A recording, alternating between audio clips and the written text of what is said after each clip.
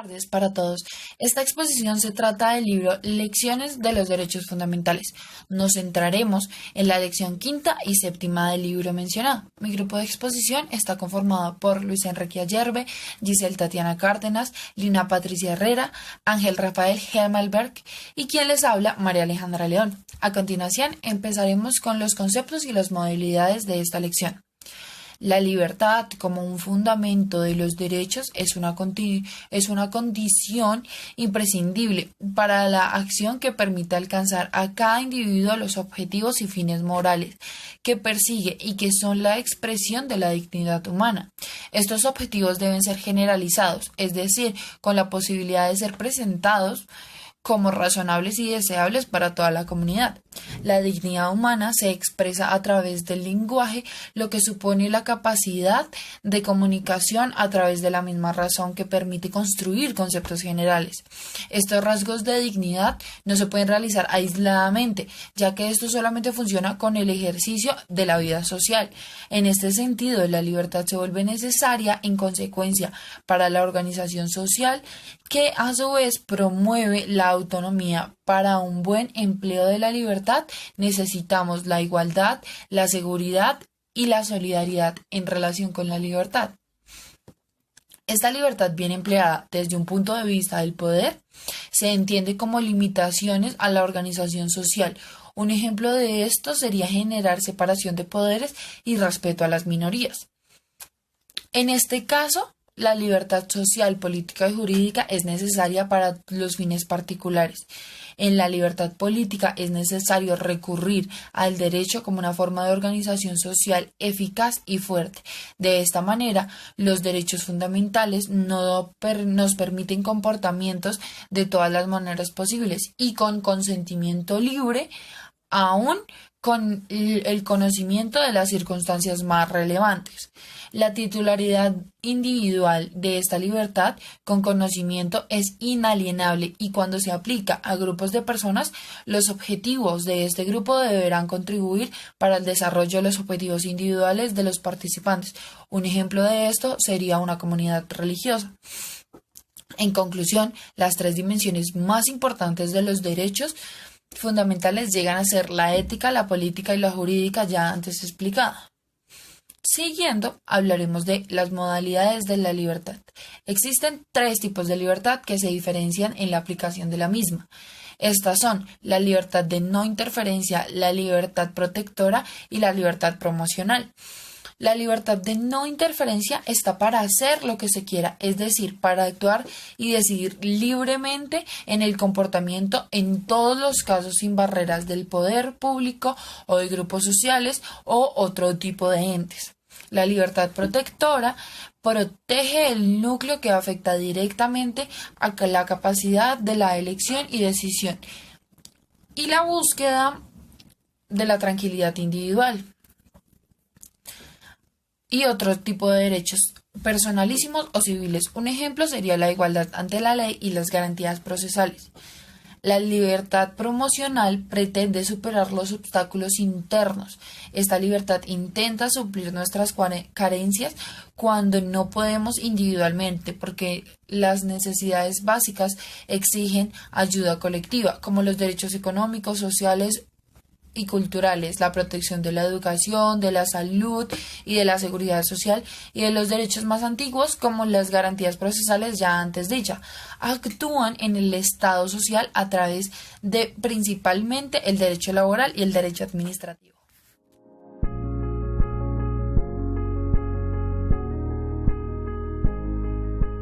El dinamismo hacia la libertad moral. A través de nuestra lección quinta del libro ya mencionado, hemos abordado varios temas y ahora trataremos de distintos conceptos acerca de lo que es libertad. En primer lugar, podemos hablar acerca de la libertad de elección. Este tipo de libertad es conocida por ser la base de la moralidad. Su característica principal es la de poder escoger entre varias posibilidades y no solo una de ellas. En consecuencia de esto, si el ser humano actuase de una manera determinada y no tuviera libertad de elección, entonces carecería de moralidad. En segundo lugar, encontramos la libertad moral, que es visto como un ideal para alcanzar autores como Kant, Sócrates, Spinoza o Bloch. Se ha expresado acerca de los fines libres de la moral. También se encuentra relevante que en toda ética consecuencialista la idea de una libertad del ser humano es únicamente un objetivo común. Este tipo de libertad no se ve como un punto de partida, sino más bien un punto de llegada. Estos dos sentidos de libertad se comunican y solo se pueden entender cabalmente en relación en una dinámica que se inicia con la libertad de elección y se dirige hacia la libertad moral. Es decir que la libertad de elección es la base de la libertad moral. Ambas libertades son necesarias y el prescindir una de la otra deteriora o destruye el sentido de la otra. En conclusión, de esto, la moralidad necesita de la vida social, puesto que el hombre es un ser social y eso da total sentido a lo que llamamos libertad social y política. Y esta se convierte en una necesidad instrumental para alcanzar la posibilidad de dicha moralidad, es decir, una vida digna y valiosa. Por otro lado, lo que también nos refleja la lección quinta es el condicionamiento de la libertad moral. Como seres humanos podemos preguntarnos si cualquier elección libre puede considerarse como un paso hacia la libertad moral y de la mano ser favorecida con la libertad social, o si esta elección debe cumplir algún requisito para no ser arbitraria. Para que esta posibilidad de la actuación no sea arbitraria, hay que plantearse el sentido de los límites de la misma a través de tres ejes. Cuando la elección suponga daño a la propia concepción del dinamismo de la libertad, cuando pueda afectarse a las posibilidades de la elección y a la libertad moral de terceros, o cuando manifiesta imposibilidad de generalización impide el apoyo de un sistema de un sistema como el jurídico, que es de cooperación social y que no pueda estar al servicio del deseo subjetivo y arbitrario de cualquier individuo. Hay un caso controversial que puede afectar a la libertad de elección. Es un problema radical de si el derecho a la vida comprende el derecho a prescindir de ella. O dicho de otra forma, si nuestra libertad de elección comprende el derecho de suprimir a futuro esta libertad de elección. Como ejemplo está el suicidio. Es el problema de si los derechos fundamentales pueden amparar esta decisión o si por el contrario no solamente no pueden hacerlo, sino que el ordenamiento jurídico debe impedirlo. Un supuesto distinto que afecta a la vida es la eutanasia, que no se debe identificar con el suicidio y que no debe utilizarse para justificar los argumentos de este, pues como sabemos existen razones morales y jurídicas que podrían fundamentar racionalmente la eutanasia. En el caso de sufrir una persona una enfermedad irreversible o existiera una vida personal digna de tal nombre y no servirían los argumentos utilizados contra el suicidio, con todas las garantías y precauciones, el derecho podrá reconocer la eutanasia. Una vida totalmente deteriorada desaparecerá del horizonte protector del derecho a la vida y abrirá paso a nuevos fundamentos. Eso es todo, muchas gracias y más adelante mis compañeros ampliarán mucho más el tema.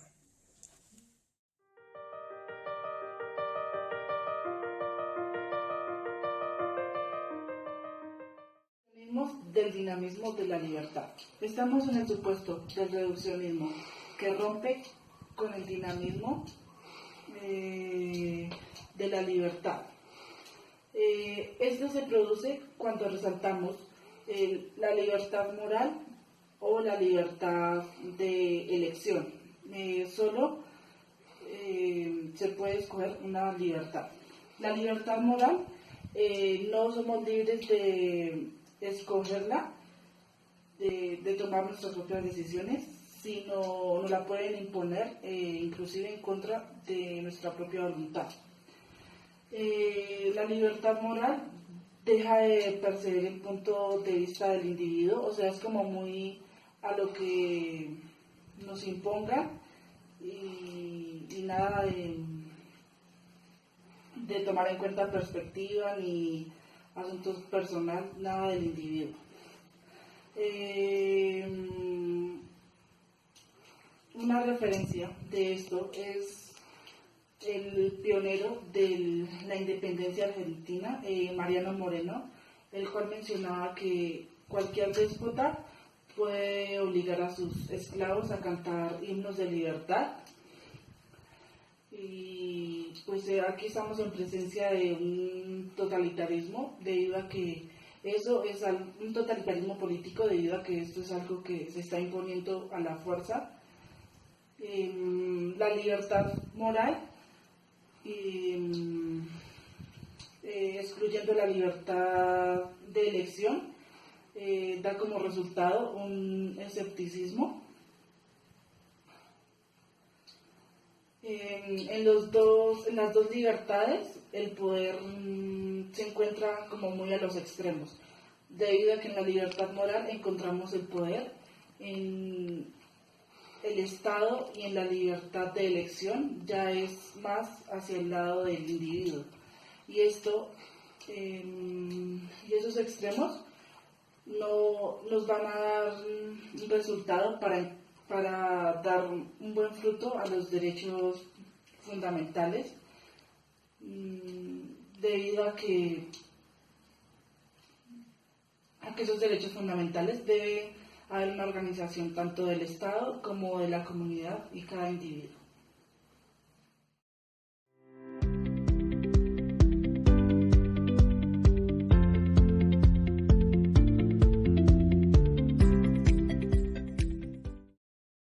Los derechos: universalidad racional, temporal y espacial. La universalidad racional hace referencia a que cada ser humano tiene una titularidad de derechos.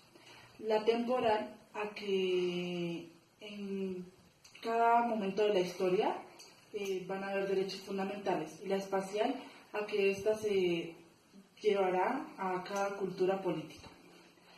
Cada plano se sitúa en un ámbito. El racional en la razón, el temporal en la historia y el espacial en la cultura. Estos planos se oponen a ciertas cosas. El racional se opone al utilitarismo, el temporal al historicismo y el cultural al nacionalismo. El plano racional legitima a todos los otros planos. El temporal reduce, como que opaca el factor histórico, y el espacial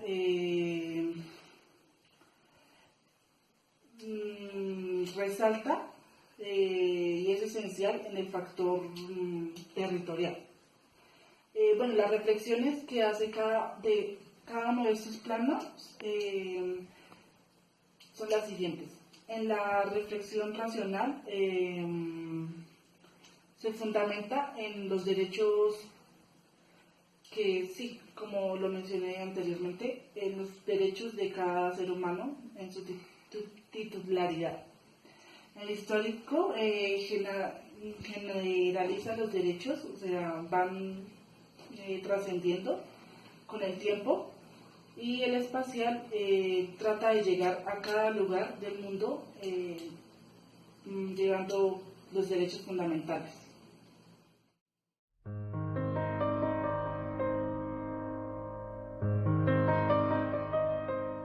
La idea de universalidad de derechos aparece en el mundo moderno, alcanza su plenitud con la filosofía de la Ilustración, fortalece la idea de universalidad desde principios racionales y abstractos válidos, en el cual aparece la Declaración de los Derechos Humanos de 1789, como un programa político y constitucional de la modernidad, en el que se ocuparía un ideal de universalidad. Esto refleja la separación de poder y la limitación al Estado a favor de los derechos humanos, siendo el Estado un obstáculo al poder cosmopolita. El Estado no es el cauce para la universalidad, requiere la necesidad de la positivación de derechos para completar su validez y eficacia. La aparición del valor sociedad como solidaridad de los modernos junto con la Revolución Francesa darán un impulso a la base de la universalidad. Sanders y Walter imponen que los sujetos o destinatarios de los valores son políticos y no los individuos, influyen en su configuración. La universalidad de los derechos se combate desde el relativismo cultural y desde el nacionalismo.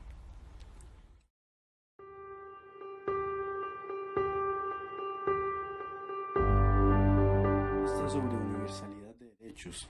Los derechos no lo son plenamente hasta que se incorporan al ordenamiento positivo. Todos los sistemas jurídicos conocidos presentan un ámbito de validez limitado.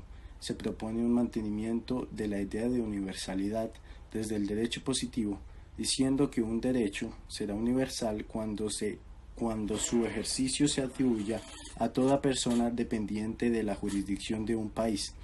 La universalidad como a priori no se puede predicar desde la positividad.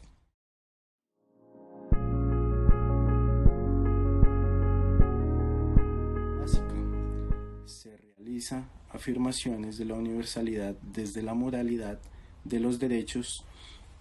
La universalidad se formula desde la vocación moral, única de todos los seres humanos que deben ser considerados como fines, no medios. Se plantearon los siguientes puntos. A. La universalidad racional es la moralidad básica de los derechos. B. El punto de vista se extiende tanto a lo temporal como a lo espacial. C. La universalidad espacial o territorial es una meta a alcanzar o un punto de llegada que debe superar los nacionalismos.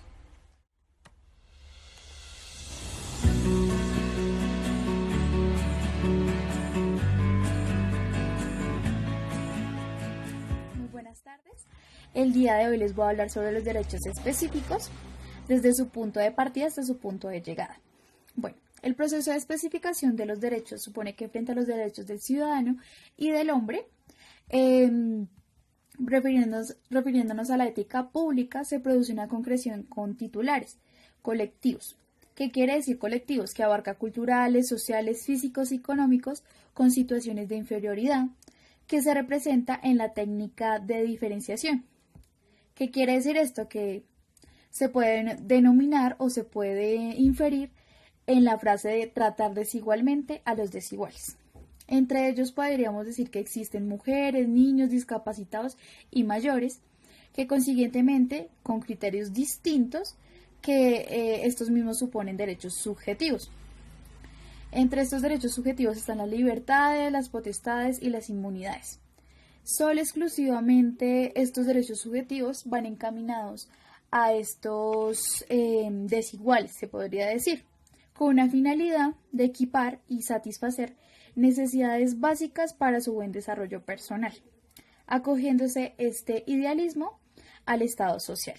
La siguiente analítica se puede contemplar o complementar con las siguientes perspectivas.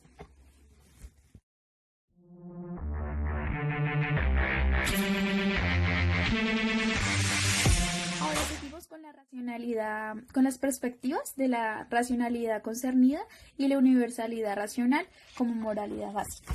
Bueno, la racionalidad concernida coincide como una posición marxista que afirma la igualdad, realizándose desde el poder del Estado, más no desde la misma técnica del derecho.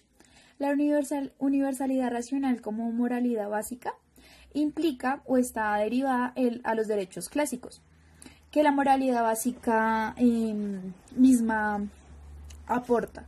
Son los instrumentos de organización de la sociedad del poder y del derecho.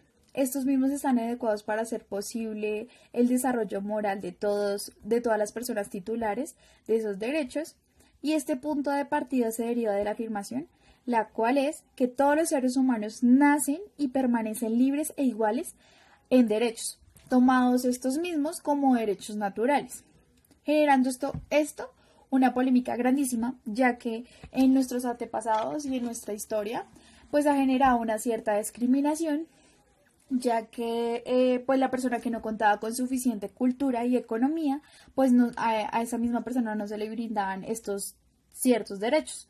Pero ahora pues en la actualidad pasa totalmente lo contrario, y esto lo podemos tomar como un punto de partida, porque pues ya se le respeta a todo el mundo y ya no tiene ninguna diferenciación.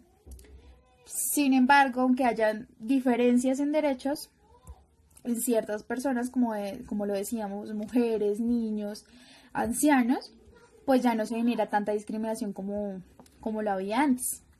Bueno, esta distingue claramente entre el ser y el deber ser, este punto de partida, en nuestras actuaciones y en nuestras mismas realidades. Pero pues ya, o sea, la frase que decíamos inicialmente de tratar desigual a los desiguales, es decir, tener un diferente trato, podríamos decir que este puede ser nuestro punto de llegada, ya que este trata de construir derechos no para todos, sino solo para los que necesitan o carecen de un restablecimiento de igualdad, acercándose o teniendo una finalidad este mismo a la equipación de todos. Entonces esto lo podemos tomar como punto de llegada. Muchas gracias.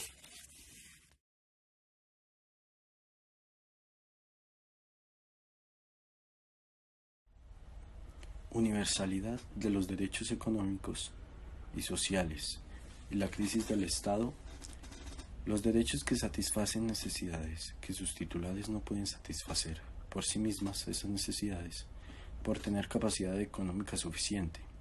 Su universalidad no es del punto de partida y no están amparados por la moral básica.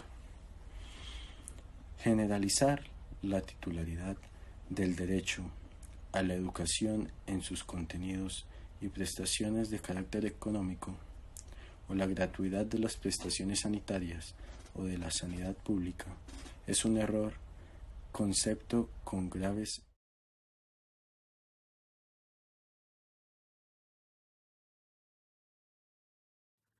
Hola, yo les voy a hablar de la universalidad de los derechos de los extranjeros, de la lección séptima. Uno de los grandes problemas de la universalización está en la clasificación que se hace en las personas. Esta se divide entre dos, ciudadanos y extranjeros, para este tema en particular. Los ciudadanos son los privilegiados de todos los derechos.